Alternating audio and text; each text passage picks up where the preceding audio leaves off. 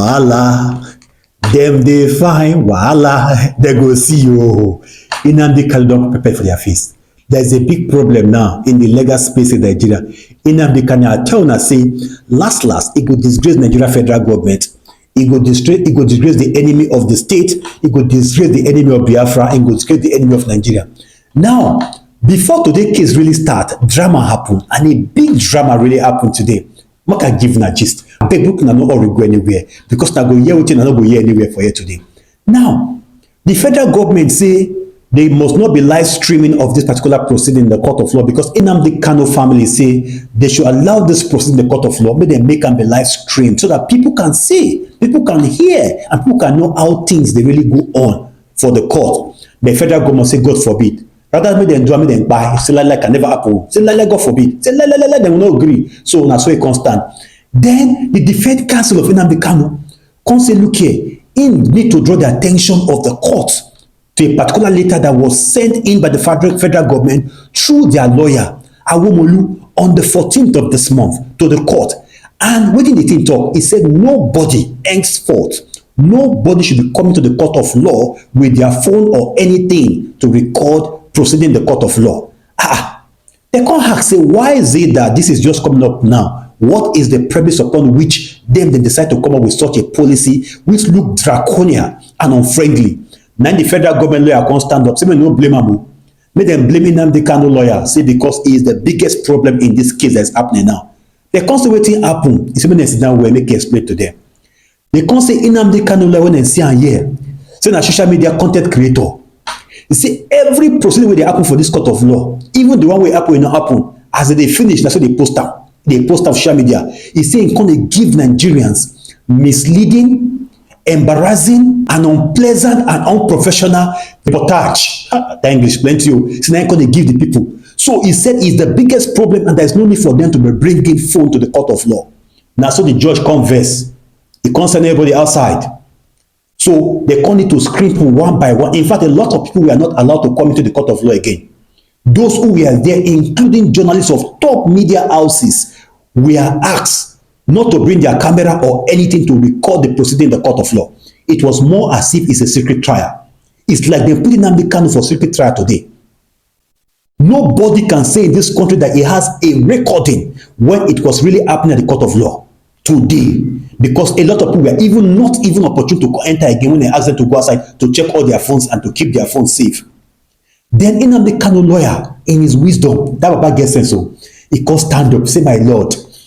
He said he apologized on behalf of our lawyer, Ejimako, for the unprofessional conduct we in do. And he promised the court, see, henceforth, the guy no go demean himself to that particular level. So the judge converse, can stand up. He says that he dey pain am. Say how somebody of his caliber we go dey bring matter, he go dey talk like they give people misleading information. He said there was a time he was calling on Biafrans to rise up that the government is persecuting Nnamdi Kanu. The question is, are they persecuting him or not? Is the federal government persecuting Nnamdi Kanu or not? Make una type on an answer because I won't read that. Then case can start properly.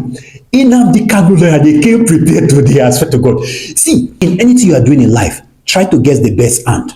In business, in education, in keeping companies and friends, try to get the best team. Because with the best team, you are at the winning side. So Nnamdi Kanu today, lawyer, came with 3 judgments. We are prepared with 3 judgments, and those judgments were in favor of Nnamdi Kanu.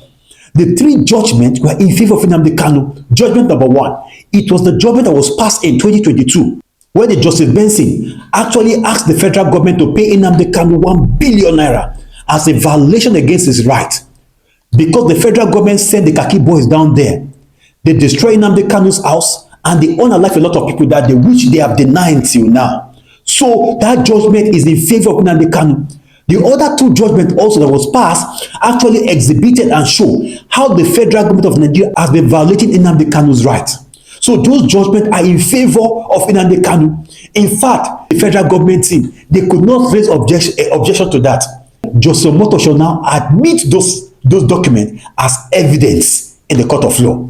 Una see, Nnamdi Kanu never start defending himself. This is day 1 of his defense. and table don dey shake, how many glass go break when he begin to bring more evidence in defense of his own rights in this particular case? After the admission, cross-examination now come start. They come ask the witness, say, are you aware that the DG of DSS at a point in time called on Nigerians to defend themselves? Instead, may say yes or no, he can't dey dodge, he say he's not aware.